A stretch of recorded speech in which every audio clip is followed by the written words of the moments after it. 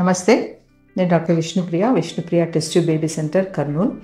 So ఇప్పుడు మనం లేడీస్లో ఇన్ఫర్టిలిటీ కారణాలు ఏంటి, అంటే వాళ్ళు మాకు పిల్లలు అవ్వట్లేదు అనేది ఎలా తెలుసుకోవచ్చు, దేనివల్ల ప్రాబ్లమ్స్ వస్తున్నాయి అనేది ఎలా తెలుసుకోవచ్చు అంటే వాళ్ళలో ఎనీ ఇర్రెగ్యులర్ పీరియడ్స్ ఉన్నప్పుడు కానీ, లేదా డిస్మెనోరియా అంటే పీరియడ్స్ టైంలో ఎక్కువగా కడుపు నొప్పి, ముట్టు నొప్పి అంటారు, ఆ నొప్పి ఉన్నప్పుడు కానీ, లేదా డిస్పరూనియా అంటారు.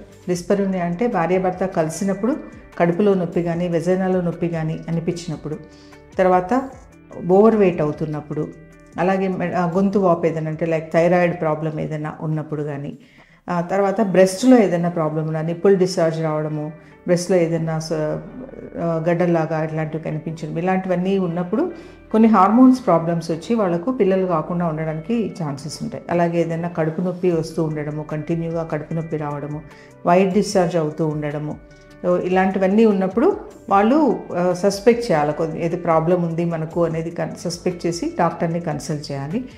చాలా వరకు ప్రాబ్లమ్స్ అనేవి సాల్వ్ అవుతాయి డాక్టర్స్ని కన్సల్ట్ అయినప్పుడు.